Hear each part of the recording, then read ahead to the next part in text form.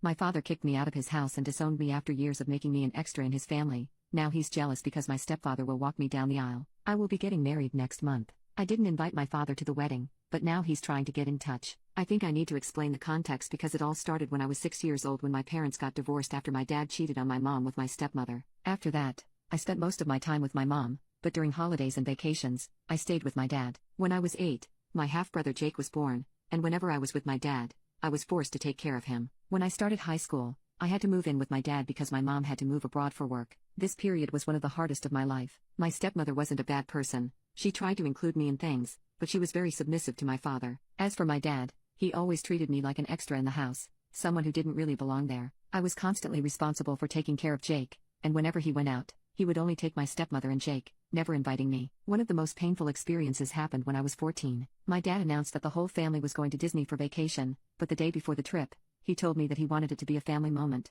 their first big trip with Jake. So, I was left home alone. This had already become a pattern. Trips to the beach, zoos, or other outings always included just my stepmother and Jake while I was left behind. My dad didn't like me going out with friends or inviting them over. He said, teenagers together only cause trouble, and because he was controlling, he would call the house phone at random times to check if I was home. He also had a trusted neighbor who would keep an eye on me to make sure I didn't have any visitors. When I turned 16, living with him, the feeling of being an extra only got worse. Everything I had experienced during vacations, the exclusion and sense of abandonment, became part of my daily life. Things came to a head when I turned 18. My dad got a promotion at work and decided to take a family trip to Europe. Since it was my last year of high school, I was excited, thinking I'd finally be included. But then he told me he didn't have enough money for a trip for 4, so it would just be to celebrate Jake's 10th birthday. I had to stay home. That's when I snapped. I told him he was being unfair and that he shouldn't have given me false hope. I explained how I'd felt over the past years, and he called me ungrateful and spoiled, saying that I lived with him rent-free, which was a lie since my mom sent money to support me and I did all the housework because both he and my stepmother worked late.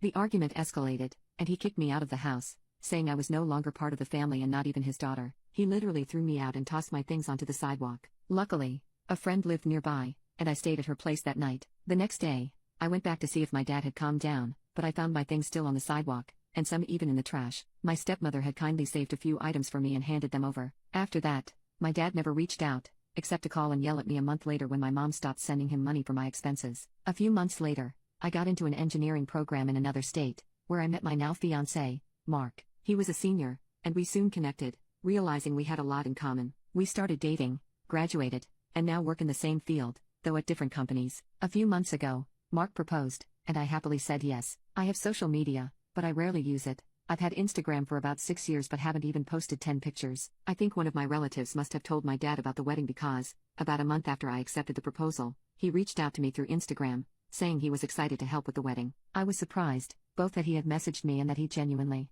thought he would walk me down the aisle. I responded, saying he wouldn't be walking me down the aisle because my stepfather would, and that the wedding would be small, just for my close family. After that, I blocked him. After blocking him, I expected calls, messages, and even letters full of insults like ungrateful or spoiled. However, the only thing I received was a letter delivered by Jake. In the letter, my father expressed how sorry he was. I won't copy the exact words, but to summarize, he said that after kicking me out, he lived a normal life with my stepmother and Jake. But when he saw pictures of my graduation with my mom and stepfather, he started feeling regret. He wanted to talk to me, but his pride held him back. He only decided to reach out now because he realized that his pride got him nowhere and that he wanted to fulfill one of the plans he made when I was born, to pay for my wedding and walk me down the aisle. Honestly, I don't know what to do. I've moved on with my life, and his attempt at redemption after so many years feels a bit too convenient. What do you all think? Should I consider his apology or stick with my decision to not include him in my wedding? Note, my stepfather is an amazing person. He always goes out of his way to include me in everything, and my stepsisters are wonderful as well. When he found out that my father hadn't taken me to Disney, he planned a trip for the next holiday and took me, along with my mother and sisters. This and 1,000 other reasons why I want to walk down the aisle with him.